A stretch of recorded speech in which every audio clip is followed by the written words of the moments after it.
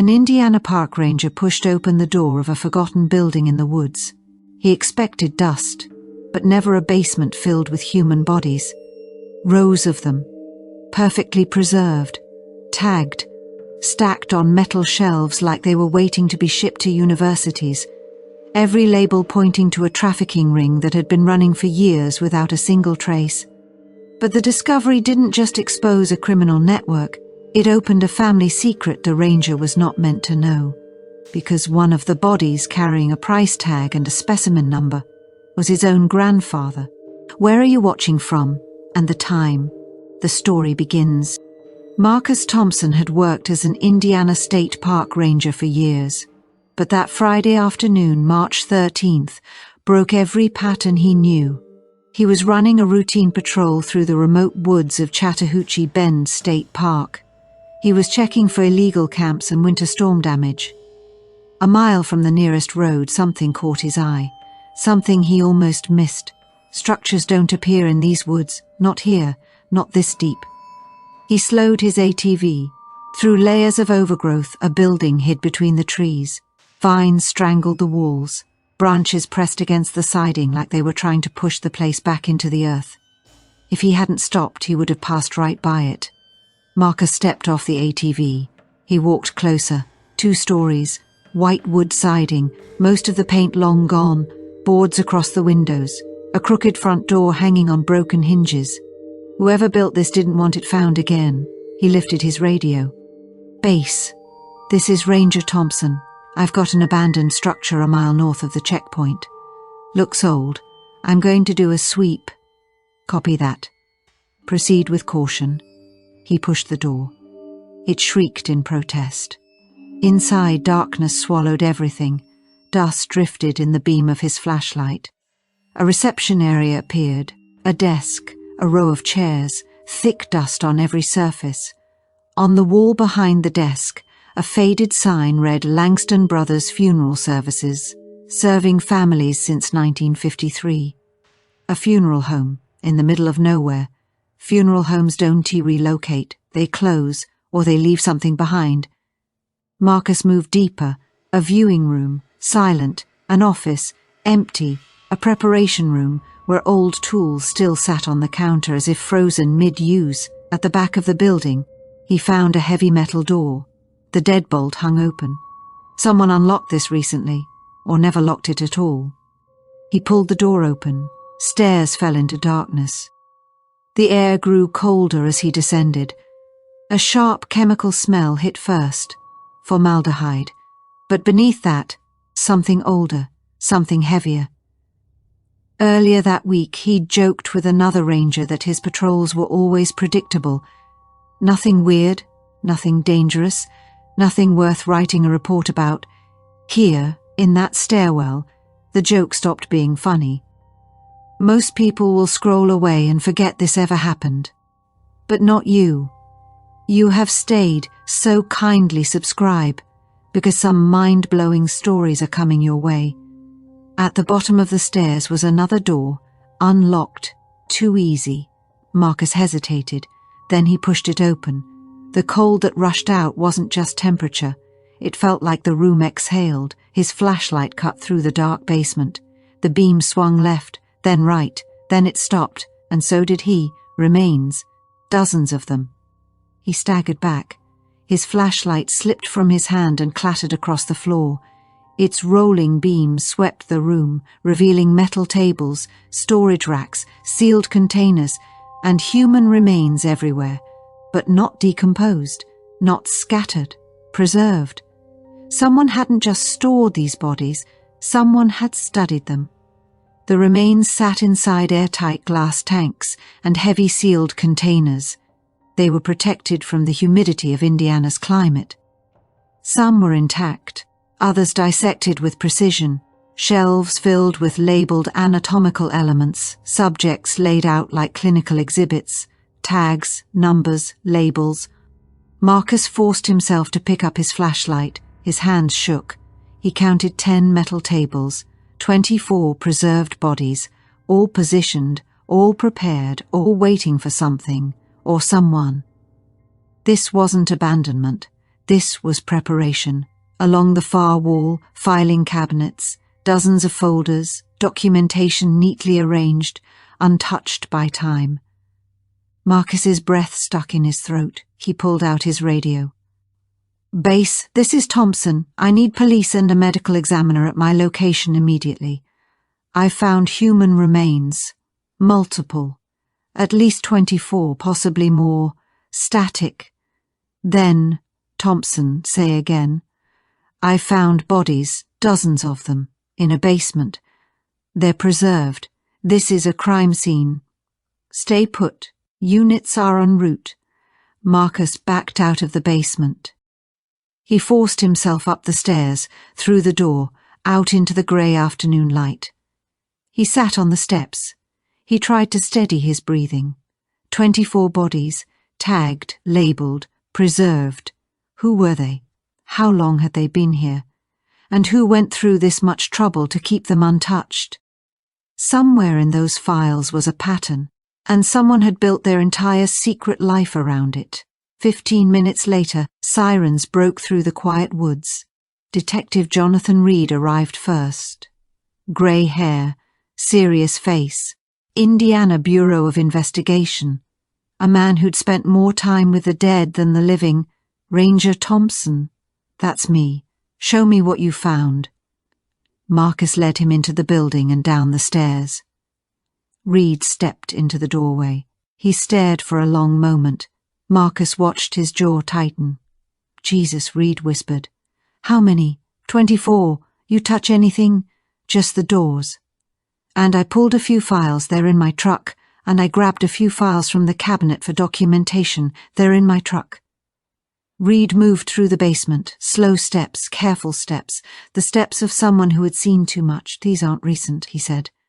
"Professionally preserved, prepared for anatomical study." "For what?" Marcus asked. "Medical schools, research institutions. These are cadavers, but not legal ones." Reed tapped a tag. "Legitimate cadavers come with donation forms, registration, tracking. This is off the books. More vehicles rolled in. Crime scene techs, a forensic anthropologist, photographers documenting every inch." Dr. Susan Adler examined each body carefully, calm, experienced. "All appear to be African American," she said. "Preservation is high quality. Whoever did this had training and resources." "Can you date them?" Reed asked. "Late 80s to early 2000s, possibly as late as 2002, 2 decades, Marcus murmured. 2 decades, Dr. Adler confirmed. "These people have been waiting a very long time." And suddenly Marcus remembered the filing cabinets, dozens of them, because if the bodies told one story, the paperwork might tell another. Dr. Adler closed her notebook. "Detective Reed, there's something else you're going to want to see." And it would force everyone in that basement to rethink what this place really was, and who had built it. Detective Reed moved to the filing cabinets. He opened a folder at random, then another, then another. "These files document everything," he said. "Names, dates, acquisition records, payment logs. This was a business. Someone was brokering people. People aren't meant to be inventory." He handed Marcus a file.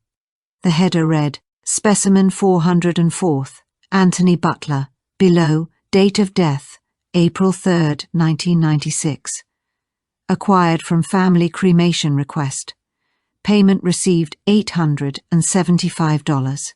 Payment to Biocorp Biological Supply, $3,000. Status, prepared, awaiting shipment. Bar. "They charged families for cremation," Reed said slowly. "But they didn't cremate the bodies. Bar. They preserved them and sold them to a medical supply company. Families paid to say goodbye. Bar. And someone made money off their grief. Bar." Arcus's stomach turned. Bar. "For how much?" $500 to $1,500 from the families. $2,500 to $3,000 per body to Biocorp, Reed explained. PR. "Who owned this place?" ED rifled through more documents. .br. He pulled a business license off the wall. .br. Langston Brothers Funeral Services. Owner Victor Langston Barber. Licensed through 2002 BR. That's when this place closed? Marcus asked. Looks like it, Reed said. Bar. Victor Langston died August 18, 2002 BR. Massive stroke. Business never transferred. Bar.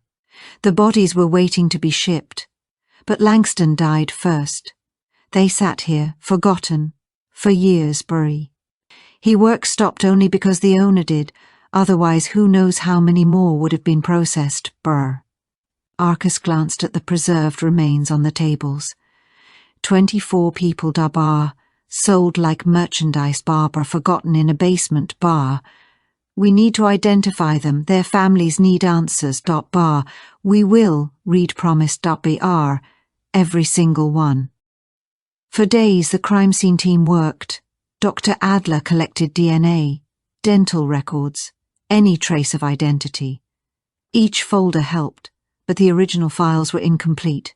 The trail ran cold in some places. Gaps remained, gaps that wouldn't be easy to fill. One folder, labelled simply Specimen 0410, had no family information at all. Its contents hinted at something different, something no one expected. As investigators dug deeper, questions about Langston's operation began to unravel. Connections appeared, connections that reached far beyond this abandoned funeral home, and someone might still be watching. Dr. Adler returned to her lab. She began the painstaking process of identification, running DNA through databases, checking dental records, hunting death certificates. Marcus went back to his routine patrols, but his mind stayed in that basement. Every night he saw them, the preserved remains, the numbered tags, the price lists. Every time he closed his eyes, he saw the faces of people who had been bought and sold. 2 weeks later, Dr. Raymond Costa reached out to Detective Reed. Costa was a medical historian at Indiana State University. He specialized in the ethics of anatomical study and body procurement. I heard about your case, Costa said in Reed's office. The funeral home, the preserved remains. I think I can help you understand what happened. Please, Reed said. Costa opened his briefcase. He pulled out a folder. Body trafficking was a real problem in the 1990s and early 2000s, Costa said. Medical schools needed cadavers for anatomy classes. There was a legal process. People could donate their bodies to science. But donations weren't enough. A grey market developed. People sold bodies like commodities, and most never knew. People selling bodies, Reed repeated, disbelief in his voice. Exactly, Costa said. Funeral homes were perfectly positioned to exploit this access. Facilities, cover story, the cremation. Families paid, but instead of cremating, the bodies were preserved and shipped to medical suppliers. The supply companies sold them to medical schools. Everyone profited except the families. What did the families get? Reed asked. Ashes, Costa said. Usually cement, dust or sand, something that looked like cremated remains. Most families never realized the difference. Marcus remembered the first time he saw those files in Langston's basement, the payments, the tags. He hadn't understood then how deep the deception went. Costa leaned closer. There's more. Some of these bodies weren't just sold. Some were used in ways that weren't documented anywhere. We may be looking at experiments. Reed and Marcus exchanged a glance.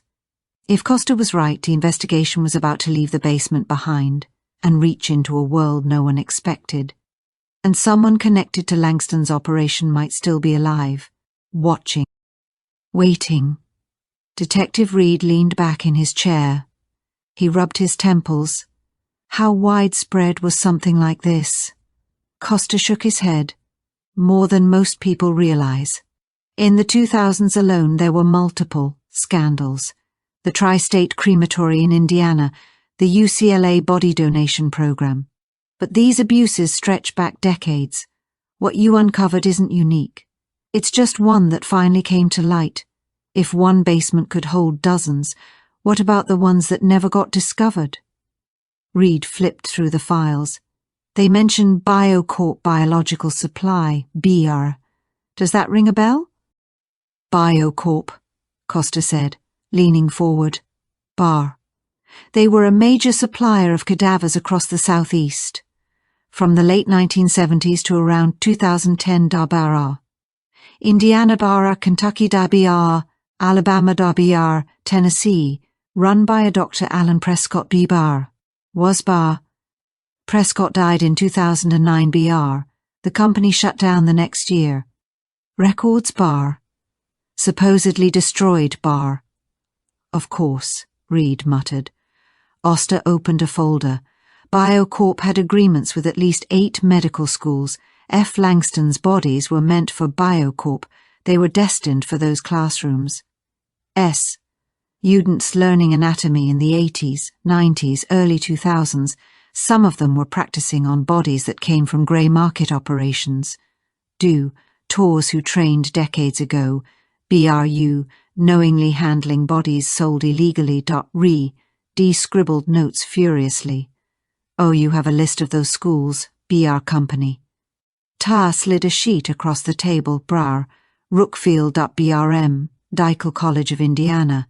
U. University of Kentucky. BRU. University of Alabama. BRM. Harry. BRF. V. Moore. All received cadavers from Biocorp in that period. Bar. None realized the bodies weren't sourced legally. Oster's expression hardened. Bar. They all say the same thing. BR. We trusted our supplier. But here's the reality. When you're buying human bodies for $2,500 or $3,000, curiosity is dangerous. Bar. You don't ask questions you don't want answers to. Arcus remembered Langston's carefully numbered tags. Bar. The payment logs. Bar. Everything had looked clinical and neat. Now it all made sense why. Bar. Edie looked up, voice low. If this went on for decades. Bar. How many more basements like Langston's exist right now, quietly holding their secrets? His investigation was no longer just about a single abandoned funeral home. Bra. It was spreading outward. Bra. Into institutions. Into contract spa. Into a shadowy network that might still have living witnesses or enablers watching every move. ND, someone might still be protecting the system that allowed all of this to happen. After Costa left, Reed sat alone in his office. He stared at the list of medical schools. 8 institutions, thousands of students trained. How many of them had studied anatomy using bodies that were stolen and sold? The thought sat heavy in his mind. His phone rang. Dr. Adler. Detective, I've completed preliminary identification on all 24 victims, she said. I'll send the full report, but here's the summary. Go ahead. All are African American, as we suspected. Ages range from 15 to 81. Dates of death span March 1991 to June 2002. I match dental records or DNA to missing person reports for all of them. I have names for everyone. That's good work, Reed said quietly. There's more. Every family filed death certificates. Langston brothers billed for cremation in every single case. Some families paid directly. Others, indigent cases billed to the county, never received services. Everyone believed their loved ones were cremated. They aren't. Most have cement or sand instead of ashes. Families lived decades believing lies about their loved one's final resting place. Reed closed his eyes. We're going to have to tell them. Yes, soon this story will break. When it does, the families deserve to hear it from us, not the media. Send me the names and last known addresses. I'll start notifications. Detective, one more thing, Dr. Adler said. Her voice steady but heavy. Several of the victims were teenagers, young adults, lives cut short, treated like inventory. The families need to know someone is fighting for them, that someone cares. I care, Dr. Adler. We're going to make sure their story gets told, Reed promised. Reed thought of Marcus, the ranger who discovered the basement, his intuition, his patrol, his decision to investigate. It all led to this moment. Without him, these families might never know the truth. But even as the names were compiled and notifications prepared, a question lingered. Who else knew about Langston's operation? And were they still out there waiting? The investigation wasn't over. Langston's secrets had a way of reaching beyond the basement, and someone might still be watching, calculating the next move. And the more they uncovered, the more dangerous it became to ask the questions no one wanted answered. It took a full week for Reed to reach every family. He drove from town to town. He stepped into living rooms where years of assumed truths were about to be shattered. "Your father didn't leave you," he said to one household. "He passed, and his body was sent to a medical supplier. To think my mother's ashes weren't hers," he told another family. Cement. "Her real remains were discovered in a basement. And your son," he said gently, "the funeral home never cremated him. They sold his body instead. For decades, these families lived a lie. Each revelation hit like a punch. Families who had lived with one version of reality were forced to confront another, one far darker. Meanwhile, Marcus remained unaware of the notifications. He returned to his routine. He patrolled trails. He checked campsites. He tried to block out what he had found in the woods. 3 weeks later, he was awake in the middle of the night. He couldn't sleep. The images of the basement played through his mind, the rows of preserved remains, the meticulous tags. He couldn't shake the unease that something was still off. He went to his home office. He pulled out the copies of the files he had kept for himself. Going through them again hit him all over again. Lives reduced to numbers and payments. Esther Collins, 68, March 1998. Leonard Foster, 80, August 2001. Pearl Daniels, 52, November 1993. One after another. Real lives erased, reduced to inventory. Then Marcus reached specimen 4696. Name, Charles Harrison. Born, May 3, 1940. Died, March 15, 1995. Next of kin. Wife Margaret Harrison. Daughter Rachel, 23. Address, Monroe, Indiana. Cause of death, cardiac arrest. Acquired from St. Luke's Hospital morgue. Payment to BioCorp, $3,000.BR. Status prepared for shipment. Still awaiting pickup. Arcus remembered seeing these same tags in the basement.br. Numbers lined up like cold accounts, a ledger of human lives.br. Something about this one felt different.br. Marcus's gut told him there was more behind this record, a detail the file didn't capture. BR. He stared at the page.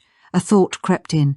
How many other files held secrets that hadn't yet been uncovered, but somewhere someone still knew the truth, and they might still be watching. Marcus stared at the page. Frozen. Charles Harrison, born 1940.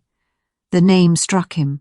His grandfather had the same name, born the same year. He tried to convince himself it was coincidence. Charles Harrison was common in Indiana. He kept reading. Next of kin, Margaret Harrison, his grandmother's name, Rachel Harrison, 23 in 1995. That was his mother's age at the time, 259 Pine Street, Monroe, Indiana.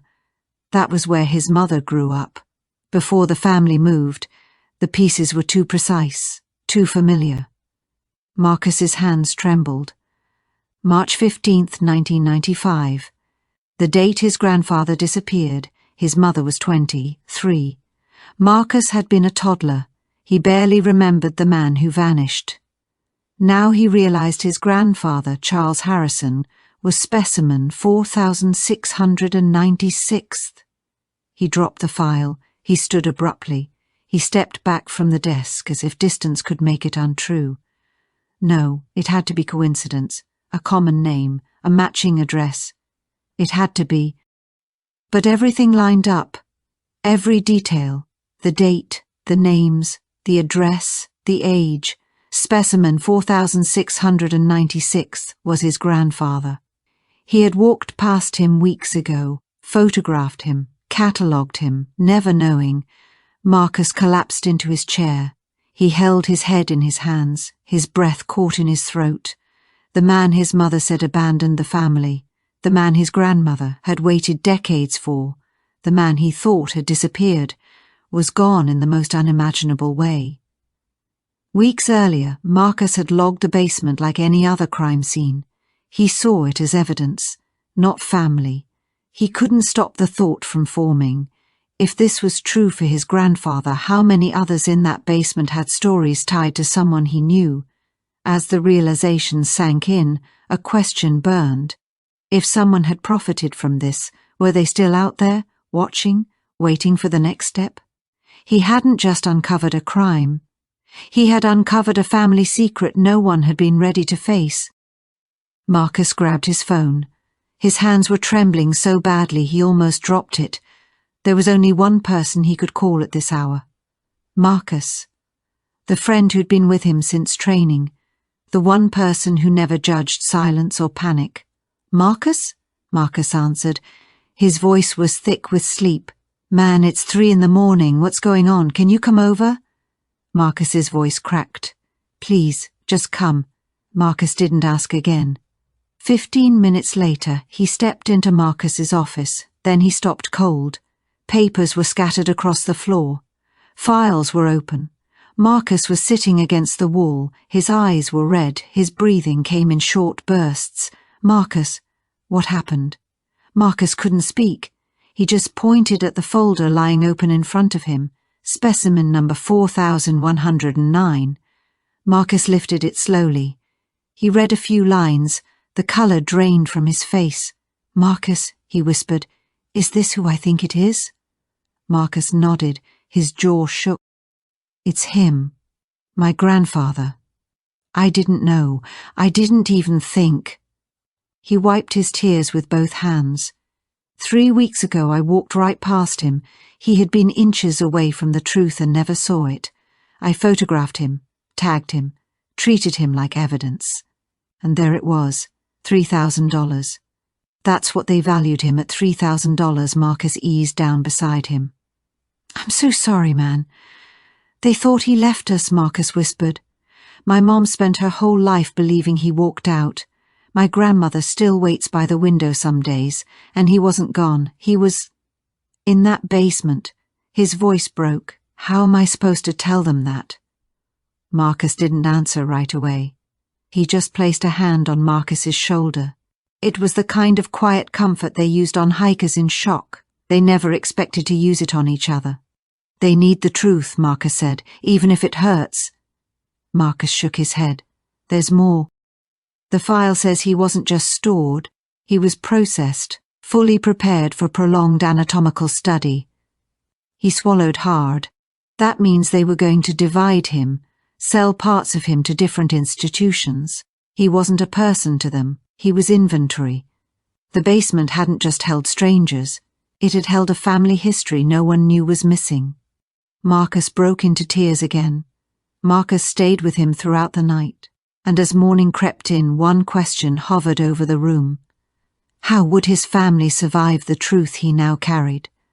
And worse still, what else might those files be hiding that hadn't surfaced yet? The next morning, Marcus called Detective Reed. "Detective, this is Marcus Thompson," he said. His voice was tight. "Ranger Thompson, how can I help?" "I need you to run a DNA test on specimen 4696. I think it might be my grandfather." There was a pause. "Your grandfather, Charles Harrison, disappeared March 1995. Yes, my grandmother reported him missing. The case never went anywhere. She was told he probably left the family." Another pause. Reed's voice softened. "Ranger Thompson, I'm looking at the file for specimen 4696 right now. The next of kin listed are Margaret Harrison and Rachel Harrison. Are those your relatives? Margaret is my grandmother. Rachel is my mother.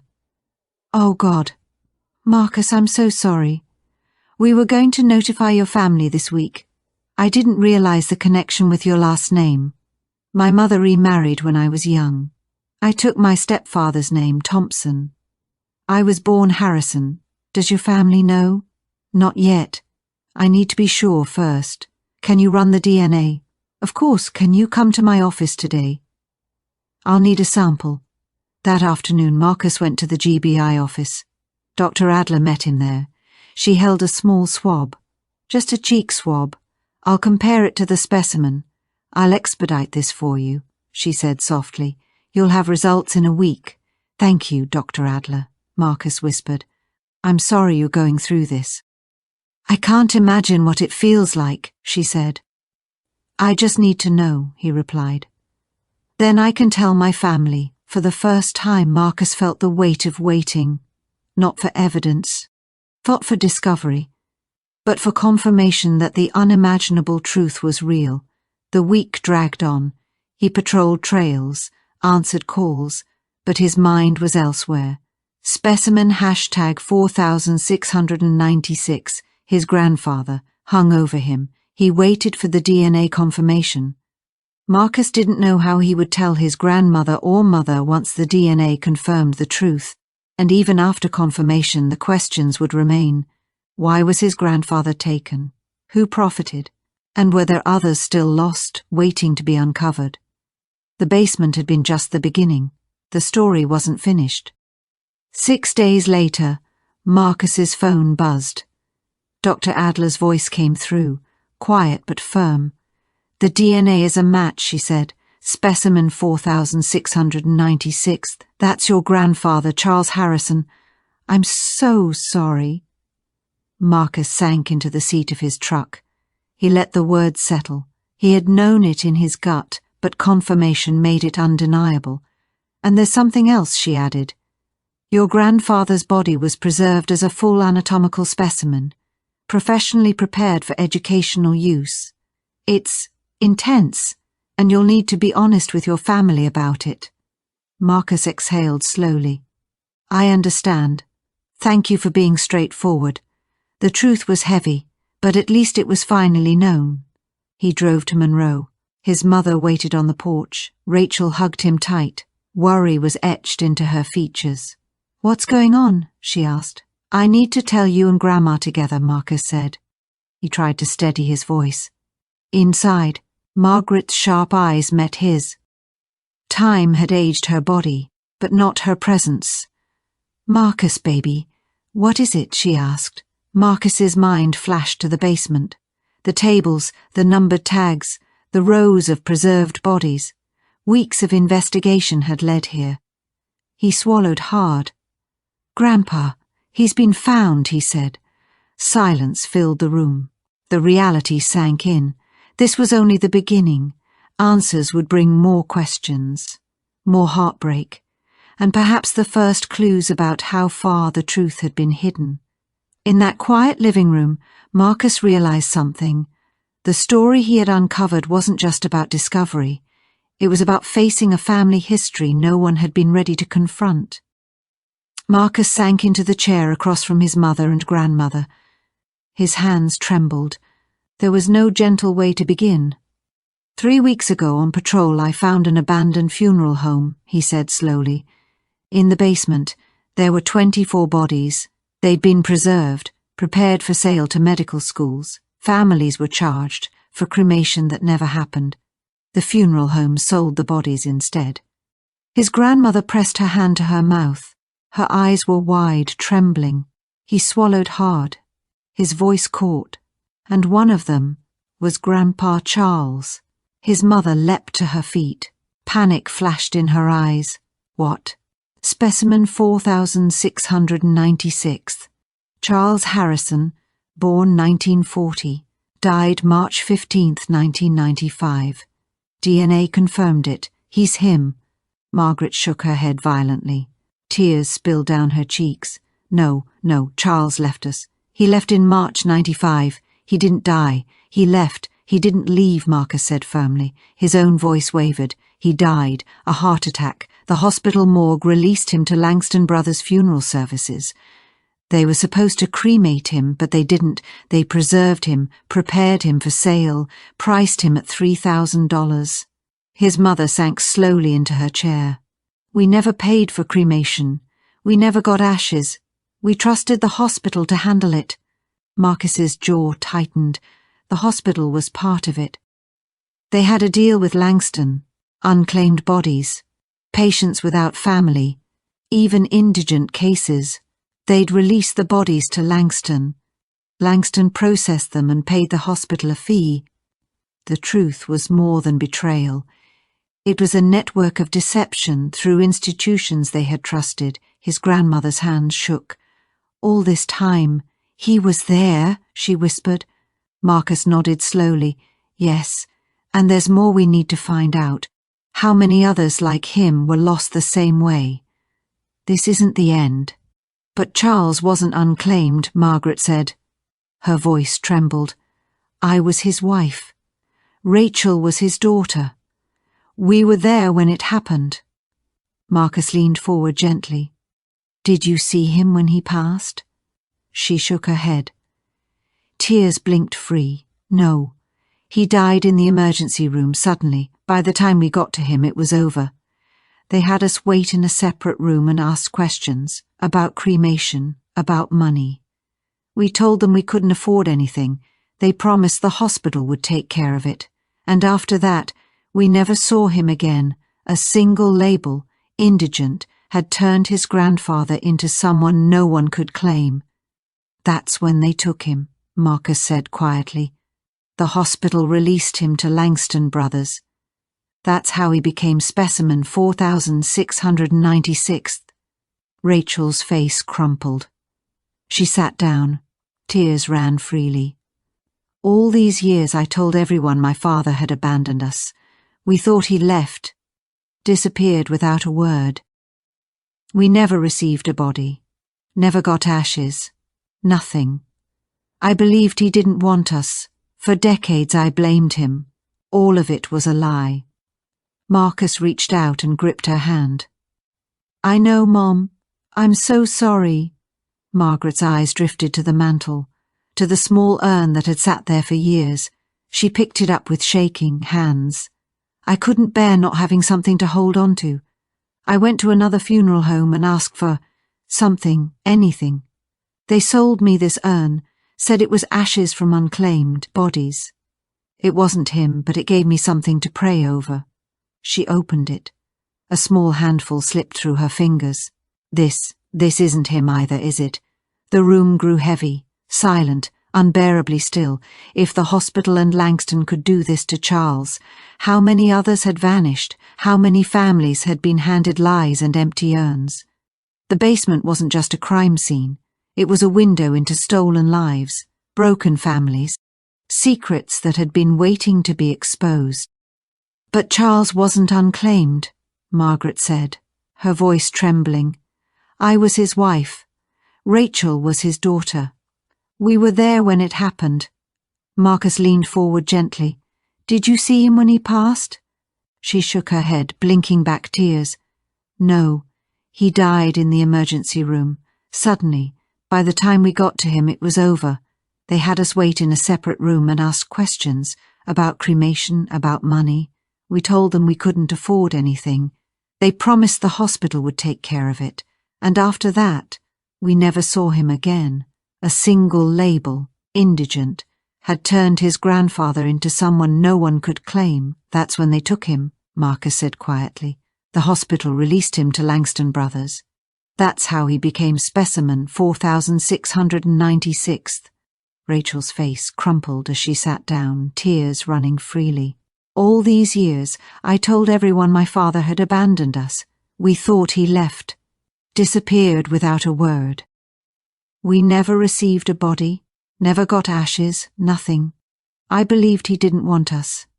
For decades I blamed him for leaving me, the hurt, all based on a lie. Marcus reached out, gripping her hand. I know, Mom. I'm so sorry. Margaret's eyes were fixed on the mantel, on a small urn that had sat there for years. She picked it up with shaking hands. I couldn't bear not having something to hold on to. I went to another funeral home and asked for something, anything. They sold me this urn, said it was ashes from unclaimed bodies. It wasn't him, but it gave me something to pray over. She opened it, letting a small handful slip through her fingers. Her eyes welled with tears. This isn't him either, is it? No, Grandma, I'm sorry. Marcus watched as Margaret gently poured the ashes back into the urn. She set it down and sank back onto the couch, her hands trembling. Where is he now? Marcus took a deep breath. At the medical examiner's office. All 24 victims are there. They're being held until proper arrangements can be made for burial. Margaret's eyes sharpened. I want to see him. Marcus hesitated, glancing at his mother. Grandma, I don't know if... I want to see my husband, Marcus. Margaret interrupted firmly. I've waited years. I need to see him. His mother nodded silently. Marcus swallowed hard. Okay, I'll arrange it. After decades of unanswered questions, the moment of truth was finally coming. 2 days later, Marcus escorted his grandmother and mother to the medical examiner's office. Dr. Adler met them, calm but cautious. Mrs. Harrison, she began softly, I want to prepare you. Your husband's remains have been preserved for years. The body was prepared for anatomical study, so he won't look the way you remember him. Are you certain you want to see him? Margaret nodded without hesitation. I'm certain. Dr. Adler led them to a private room. On the table lay Charles Harrison, covered by a crisp white sheet. Take your time, she said gently. I'll be outside if you need me. Marcus hung back, giving his grandmother space. Margaret approached the table slowly, every step deliberate. She reached out, hesitated, and touched the sheet. Then she pulled it back. The preserved body beneath was unmistakably him, yet profoundly altered. The features were recognizable. But the careful preparation for science was evident. Every detail, the precision of the preservation, the meticulous processing, spoke of years spent as a specimen rather than a man. Margaret did not recoil. She studied the face, tracing the contours with her eyes. Then she extended her hand to touch his preserved fingers. It's him, she whispered. Tears streamed down her face. I know it's him. Marcus remembered the rows of numbered specimens in that basement. The cold, methodical care, the tags, the files. All of it had led to this moment. The room was quiet except for Margaret's soft sobs. But in Marcus's mind, questions were already forming. How had the system allowed this to happen? Were there others still waiting in forgotten basements? Even as they mourned and remembered, Marcus knew the story wasn't finished, and uncovering it could change everything for families across Indiana. Rachel wrapped an arm around her mother. Together they stood silently, looking at Charles Harrison for the first time in decades. I'm sorry I told people you left us, Margaret whispered to the remains. I'm sorry I was angry. I'm sorry I didn't fight harder. You never abandoned us. You never did. They stayed that way for several minutes. The silence was heavy but comforting. Finally, Margaret reached for the sheet and covered him again. He deserves a proper burial, she said softly. A real one with a headstone. So the world knows he existed. So people know he mattered. Marcus knelt beside them. He will, all of them will, he said. The weight of decades of lies was starting to lift, but the full scale of the betrayal still loomed over them. Over the next 2 weeks, Detective Reed carried out the painstaking task of notifying the families of the other victims.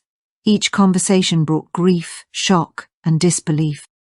Every family had been living a lie. Esther Collins's family had 8 children and 12 grandchildren. They had scattered what they believed were her ashes at her favourite church. What they held in their hands had been nothing more than cement. Esther Butler, widow of Pastor Anthony Butler, was 84. She had kept his ashes on her dresser for years. She talked to him each night, shared her day, told him she missed him. It had all been sand. Anthony Griffin, father of Malcolm, who had died in a car accident at 17 in 1994, had spread his son's ashes at the high school football field where Malcolm had been a star. The remains were crushed brick. Pearl Daniels' 3 children had divided what they thought were their mother's ashes among themselves, keeping each portion in their homes. All 3 contained industrial ash, not their mother. Leonard Foster had served in World War II and earned a Purple Heart.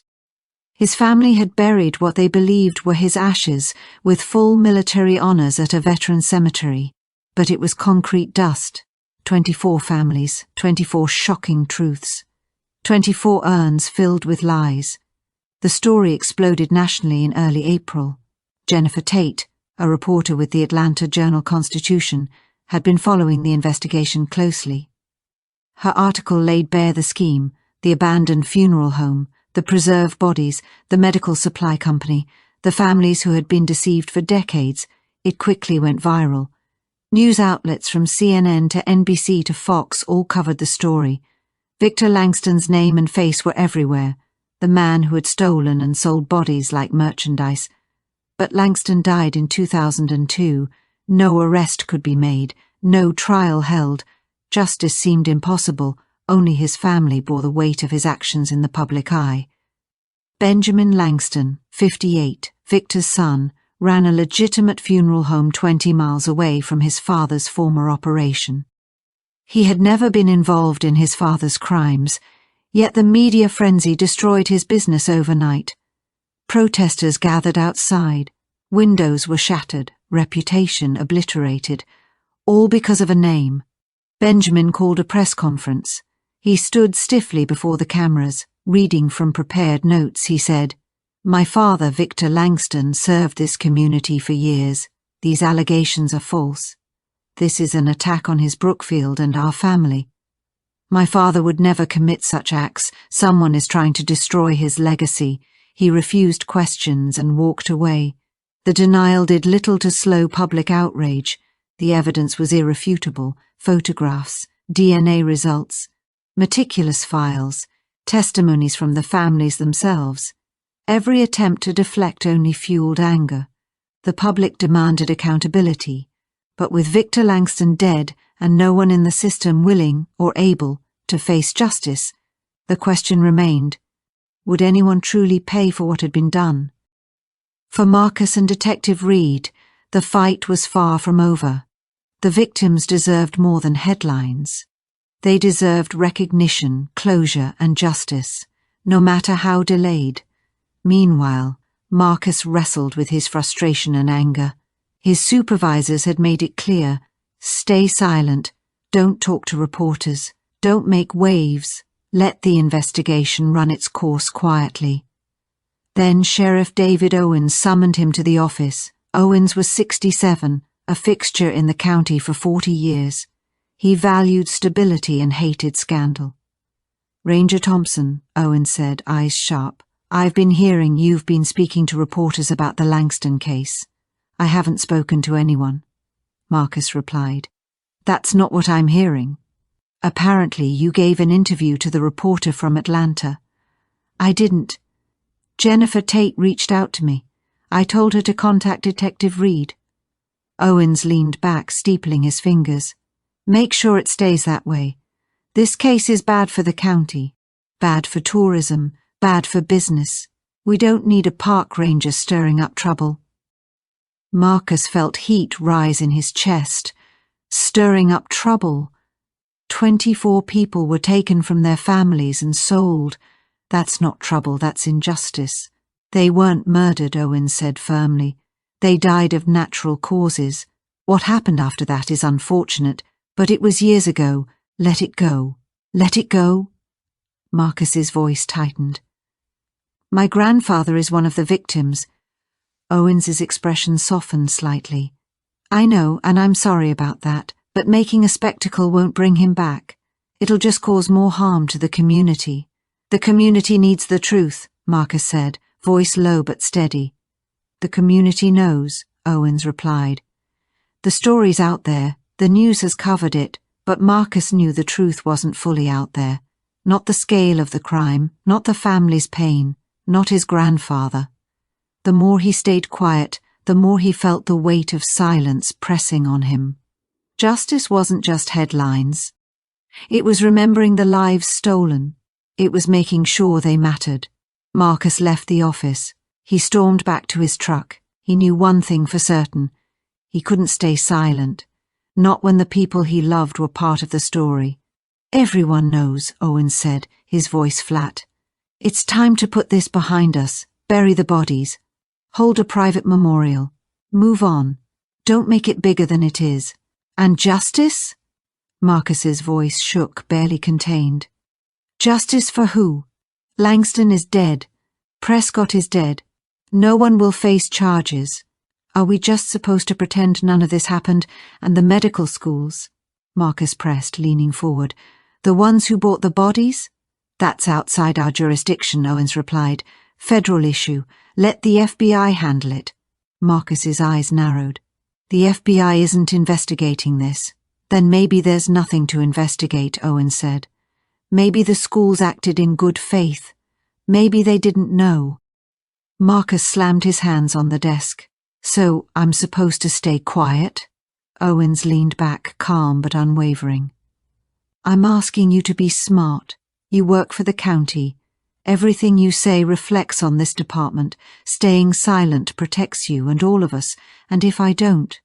Owens's jaw tightened. Then we'll have a problem. I don't want to see your career ruined over this. Marcus walked out, every nerve on fire.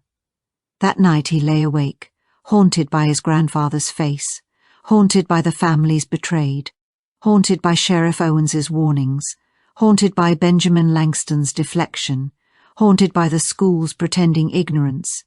The injustice pressed on him like a weight he couldn't shake. He couldn't unsee what he had uncovered. He couldn't forget the lives that had been stolen. He couldn't ignore the family still waiting for truth. Silence wasn't an option. Every decision from here on would ripple outward, touching families, the community. The legacy of those lost. Marcus made a choice in the dark of night, a choice that would set him on a collision course with everyone who wanted the story buried. The next morning, Marcus drove back to the abandoned funeral home, the crime scene tape still cordoned off the property. The official investigation had wrapped. The building was empty. He slipped inside. He headed straight for the basement. The bodies were gone, cleared out for proper handling. But the filing cabinets remained, silent witnesses to decades of deceit. He rifled through the drawers, methodical, searching for something that nagged at the edge of his Brookfield. In the bottom drawer at the back, he found it, a leather-bound ledger, worn with age. Every transaction Victor Langston had recorded in his own hand, names of victims, dates, payments from families, amounts sent to Biocorp, notes on quality, pricing and shipments. Bora. Each entry a record of betrayal. Arcus carefully photographed every page with his phone. Bora. Once done, he returned the ledger to its hiding place, Burr, untouched, exactly as he had found it, Burry. Next afternoon he sent the images to Jennifer Tate at the Atlanta Journal-Constitution. Hours later his phone rang. Bar. Detective Reed Barr. Marcus, did you take something from the funeral home? I found something. I documented it, Barr. And I made sure the right people could see it, Marcus said, voice calm but firm. You gave it to the press, Reed said. Burr. Tension creeping in. I gave it to a journalist. There's a difference. You could be charged with interfering in an investigation, Reed warned. The investigation is over, Marcus replied. The bodies are identified. The scheme is documented. No one alive can be prosecuted. That ledger isn't evidence for a criminal case anymore. It's proof of what happened, and the public deserves to know. Marcus knew showing the ledger would reopen wounds, ignite anger, spark questions no one had the courage to ask. Every family who had waited decades for answers would see the truth. Every school, every institution that benefited from these stolen lives would be forced to reckon with it. And somewhere someone was watching, wondering how far Marcus would go to make the truth public. Reed stayed silent for a long moment. Sheriff Owens is furious, he finally said. I can imagine, Marcus replied evenly. He's demanding we arrest you, evidence tampering. Then he should come get me. I'll be at my apartment, but no one came. Reed knew Marcus was right. The criminal case was closed. The ledger wasn't needed for prosecution. Once the photographs were out, there was no undoing it. The next morning, Jennifer Tate published her story. The article displayed Victor Langston's handwritten ledger, meticulous notes, calculations, pricing of human bodies. One entry read, Specimen Haitian Harrison. Good condition, premium pricing, $3,000 to Biocorp. Note cardiac tissue excellent, neurological structures intact. Recommend full body plastination potential. Resale value $5,500. Marcus stared at the page, his grandfather reduced to a product review bar. The article went viral, Dobber, faster and bigger than the first story. Langston's denials crumbled. You couldn't argue innocence when the evidence came from your own hand. Even the medical schools were exposed. The ledger revealed that Biocorp had informed them where the bodies came from. Economically sourced cadavers from partner facilities. And yet, the schools had asked no questions. Brr, they turned a blind eye to the truth. How the world could see exactly how far the exploitation went. Families finally had proof of the betrayal they had suspected for decades. PR. ND, someone somewhere was watching the fallout and plotting the next move. Marcus's name appeared in the article.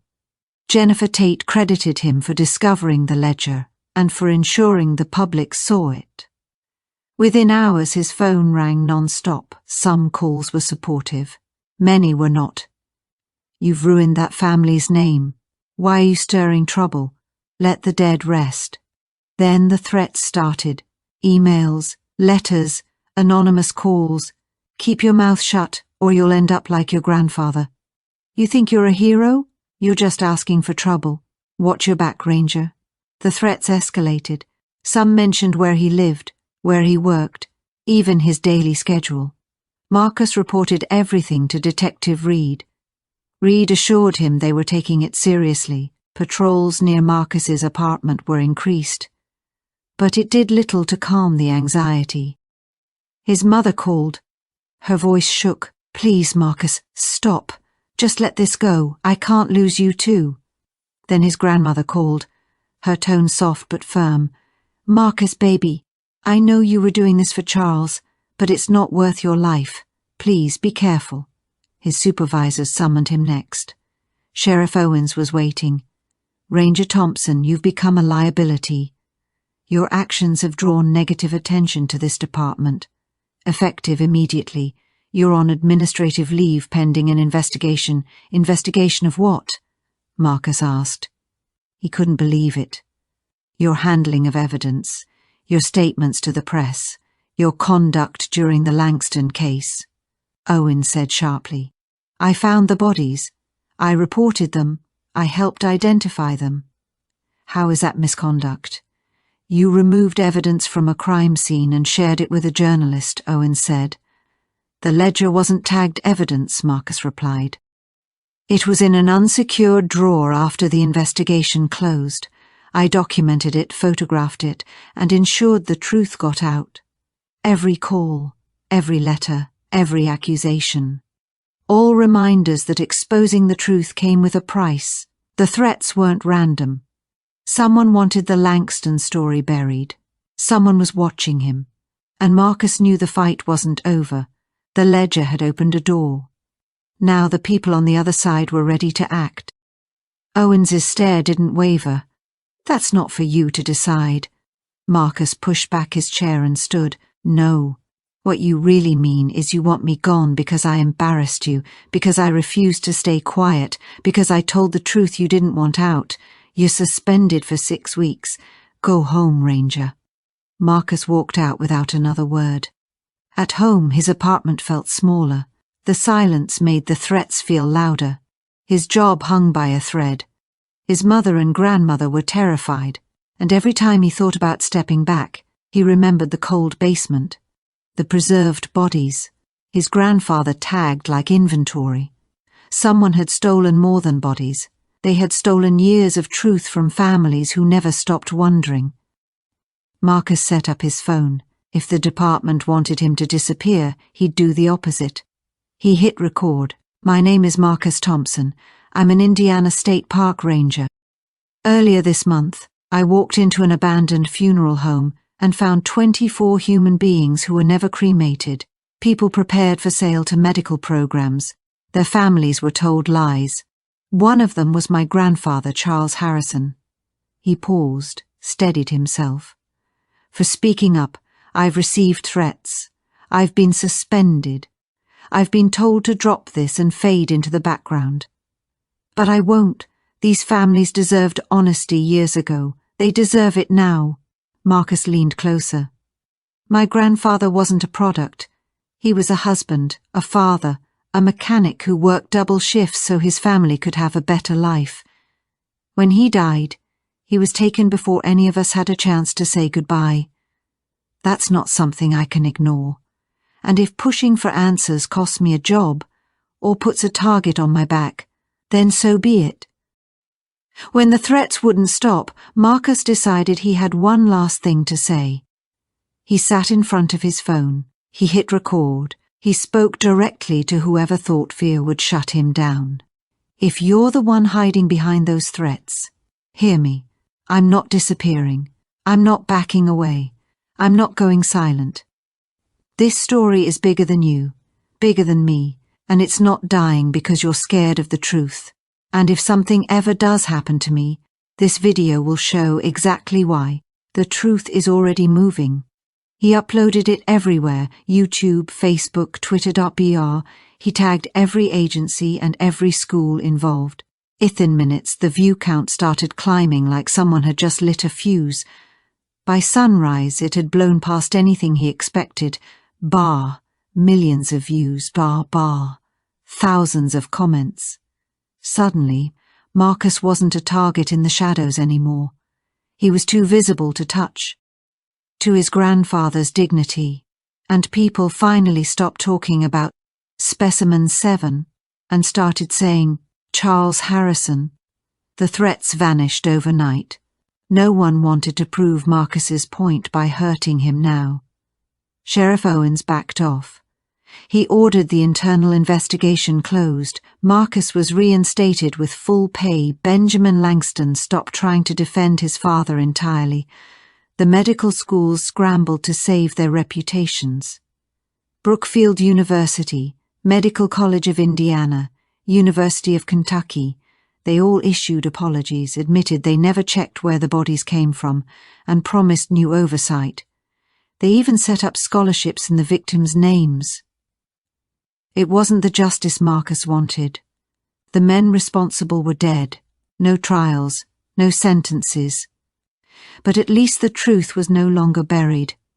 Families finally had answers. Sometimes that's the only justice left. A week after the video went live, there was a sudden pounding at Marcus's apartment door. Hard, urgent, and whoever was on the other side wasn't leaving. He checked the peephole. Benjamin Langston stood outside, breathing hard.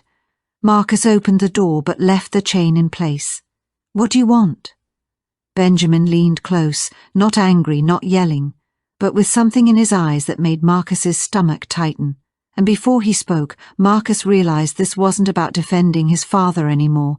It was something else entirely, something he didn't see coming. Benjamin reeked of alcohol the moment Marcus cracked the door. His eyes were unfocused, red and furious. "You ruined me," he slurred. "My business, my reputation, gone. And it's all because of you, because of what you did to my father." Marcus kept the chain locked. "Your father did that to himself, Benjamin. He built that legacy. I just uncovered it. He was a good man. He served this county for decades. He sold human beings," Marcus said, "including my grandfather. That's the truth you don't want to face." Benjamin's face twisted. He suddenly lurched at the door, rattling the frame so hard the chain groaned. "Give me the ledger. The real one. I know you have it." "I don't," Marcus said calmly. "The GBI has it now." "Liar.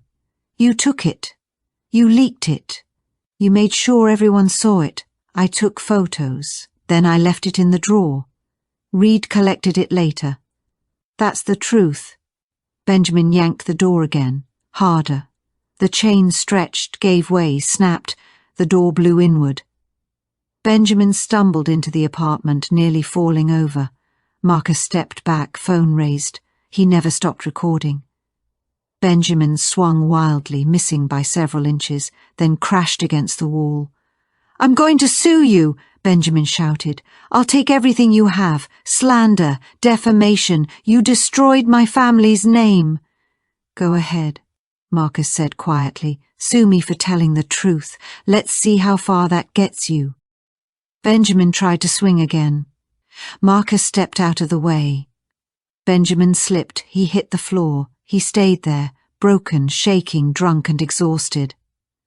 For a moment, Marcus saw something unexpected in him, not anger, not denial. Just a son who'd finally realized the truth. "My father was all I had," Benjamin cried. "He raised me. He taught me everything. How could he do this? How could he betray all of us like that?" Marcus swallowed hard. A flicker of sympathy rose up, brief and then gone. "Benjamin," he said quietly, "you're allowed to grieve the man you knew, but you can't defend what he did. My grandfather was treated like a product, so were 23 others. You don't get to rewrite that." Benjamin pushed himself up, swaying. His eyes were red and wild. "I want the ledger," he said. "I want to burn it. I want every word gone forever." "It's locked away," Marcus replied. "Protected. You're not erasing history." Benjamin's voice cracked into a snarl. "Then I'll erase you instead." He lunged again, clumsy, raging. This time Marcus didn't move to block. He stepped aside and let gravity do the work. Benjamin slammed face first into the doorframe, the impact hollow and echoing. He crumpled again, wheezing. Across the hall, Marcus's neighbour eased her door open. "Should I call the police?" she whispered. "I already am," Marcus said, his phone pressed to his ear. He forced his way in. Minutes later, sirens washed the hallway blue. Officers cuffed Benjamin Langston. He was still muttering about legacies and lies. Marcus's doorbell camera captured everything. The threats, the door being forced open, Benjamin demanding the ledger, Benjamin confessing he wanted to destroy evidence.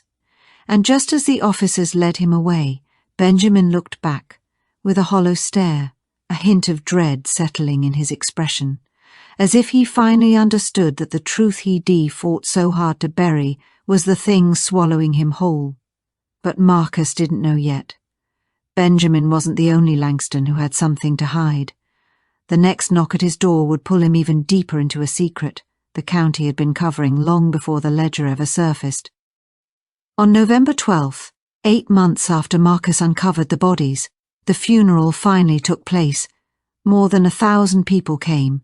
Families, neighbours, elected officials, reporters. The service was held at the memorial cemetery. 33 graves formed a ring around a single monument.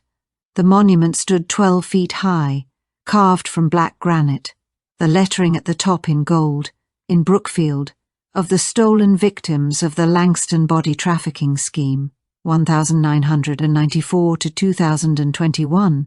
Beneath it, 2 straight columns of names, ages, dates. Esther Collins, 79, March 1997. Leonard Foster, 56, August 2002. Pearl Daniels, 62, November 2005. Anthony Butler, 44, April 1998. Charles Harrison, 38, March 1996. Malcolm Griffin, 50, September 2001. Name after name. Each one a life, not a number. At the bottom, stolen but not forgotten. The service opened with prayer. A Baptist pastor from Atlanta stepped forward. He addressed the crowd. "We gather to honor those who were denied rest, who were taken from their loved ones, who were treated as objects and hidden away. They were unseen by the world, but never unseen by God." He read each name aloud. After every name, a family member walked forward. They placed a white rose on the grave. When Charles Harrison's name was called, Marcus, his mother, and his grandmother rose together. They placed 3 roses at the head of the grave. Marcus's grandmother knelt. She pressed her palm to the soil. "I'm here, Charles," she whispered. "I found you. I'm sorry it took so many years. You're home now." She stayed there, gently touching the earth, until Rachel helped her back to her seat. When the final rose had been placed and the last name spoken, Michael Carter approached the podium. Michael Carter took a steady breath before he began. "For decades, the people we loved were taken from us. We were told they'd been cremated. We held urns filled with sand. We scattered cement thinking it was our family. We grieved with lies in our hands. We had no idea. For 25 years we lived with stories that were never true." He swept his eyes across the crowd. But everything changed the day Ranger Marcus Thompson stepped into that forgotten basement. He didn't know his own grandfather was down there. He didn't know any of this was waiting for him. But when the truth came out, he didn't back away. He didn't fold. He didn't let anyone silence him. He fought for every single person buried in that room. He gestured toward Marcus. The applause rose immediately, deep and emotional. Marcus felt his throat tighten.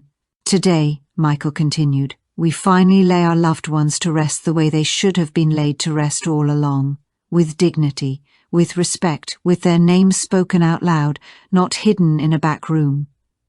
Victor Langston is gone. Alan Prescott is gone. They'll never answer for what they did, but we can honor the people they stole. We can make sure no one ever forgets them again." He paused, voice softening. "So yes, today is goodbye, but it's also gratitude. Thank you for waiting for us. Thank you for holding on until we found you. You were stolen, but you are not forgotten. You were lost, but today you are home." When the ceremony ended, the caskets were lowered together. Families stepped forward one by one. They placed shovelfuls of earth over the graves. Marcus did the same for his grandfather. Each scoop of dirt felt like closing a chapter that had been open far too long. His grandfather had spent years alone in a basement. Now, finally, he could rest. The reception after the burial felt quiet, almost gentle. Families sat together, trading memories, passing around old stories. They exchanged numbers, made soft promises to stay connected. Marcus moved from group to group, meeting each of them. Anthony Griffin pulled him into a hug, thanked him for bringing Malcolm home. Esther Butler said her husband would have been grateful. Pearl Daniels' children told him they could finally breathe again. Now that the truth had surfaced, every family carried the same wound, years spent in the dark, years being told their relatives had been cremated, years grieving over urns that had never held their loved ones. And now they finally knew. As the light faded, the crowd thinned. Marcus stayed behind at his grandfather's grave. His mother and grandmother had already left. It was just him now, standing before a headstone that said everything simply and honestly. Charles Harrison, March 3rd, 1958, March 16th, 1996. Beloved husband and father, taken but never erased. Marcus whispered into the still air, "I found you, Grandpa. I didn't know I would. I didn't know you were there, but I found you, and I made sure the truth came out. I made sure you were laid to rest the right way. I made sure your name lives." He pressed his hand to the fresh earth. "Mom always said you were a good man, someone who worked hard, someone who loved deeply. You deserved more than what happened to you. At least now you're back where you belong. At least now you can rest." He rose, wiped his face, took a few steps away, then turned back. "Every year, on March 16th, I'll come. I'll bring flowers. I'll tell you what's happening in my life. You won't be forgotten, not ever." And he kept that vow. Every March 16th, Marcus returned to his grandfather's grave, white roses in hand. He settled beside the headstone, talked to Charles as if he was still alive. He told him about work, about the family, about the scholarship fund the medical schools launched. He told him how Indiana changed its laws, how funeral homes were now heavily monitored, how the holes that once enabled body trafficking were finally closed. He talked about Benjamin Langston's arrest, Sheriff Owen stepping down, and how, despite everything, the truth had finally pushed through. Other families began doing the same. They came on birthdays, anniversaries, holidays, or on days when grief refused to stay quiet. The memorial cemetery slowly turned into a place of peace, a place where stolen lives were finally honored properly, a place where families could stand, breathe, know their loved ones were home at last. At the center of it all stood the monument. 12 feet of black granite, marked with gold lettering. A wall of names that would never fade. Names preserved because Marcus stepped into a forgotten basement and refused to bury what he found. Because Detective Jonathan Reed kept fighting for answers long after the men responsible were gone. Because Dr. Susan Adler restored every identity that had been taken. Because Michael Carter organized grieving families and demanded the truth, because the families refused to be silent. Victor Langston died in 2021. Alan Prescott died that same year. Neither ever answered for what they did. Benjamin Langston served just 2 years for trying to hide his father's crimes. That was the only conviction. But the real justice didn't live in the courtroom. It lived in that cemetery, in the monument, in the carved names, in the families who finally knew what happened, in the truth that could no longer be buried, in the souls who were taken, returned, and finally allowed to rest. Specimen 1st through 33rd were gone.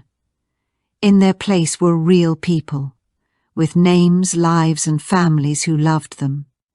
Esther Collins, Leonard Foster, Pearl Daniels, Anthony Butler, Charles Harrison, Malcolm Griffin, every single one, each name remembered, each life honored, stolen but never forgotten. That was the message on the monument. That was the truth Marcus Thompson had fought to make permanent. Every year families returned, on anniversaries, holidays, or just when they needed to feel close. The memorial cemetery became a place of peace, a place where grief could finally meet closure. At the center of it all, the monument stood, 12 feet of black granite, letters of gold shining in the sunlight. Every name carved into stone was a promise kept. Because Marcus had walked into that basement and refused to stay quiet. Because Detective Jonathan Reed pushed for truth when the criminals were already gone. Because Susan Adler had identified every victim, returning their names. Because Michael Carter rallied the families and demanded their stories be heard. Because those who loved the stolen refused to let them vanish again. Victor Langston and Alan Prescott never faced justice. Benjamin Langston served 2 years for trying to erase his father's crimes, but the real victory wasn't in court. It was here, in the cemetery, in the monument, in the engraved names, in families finally getting answers, in the stolen souls finally coming home. Every March 16th, Marcus visited his grandfather's grave. He brought white roses, told him about his life, about the reforms, the scholarships, the arrests, the truth that had finally come out. He promised he would never let Charles Harrison be forgotten, and he kept that promise. The specimens were gone, replaced by people with names, lives, and families who remembered them, stolen but never forgotten. That was the legacy Marcus Thompson ensured. If you found this story moving, make sure to like, share, and subscribe, so you never miss the next story. More real-life mysteries and untold truths are coming. Every view helps keep these stories alive.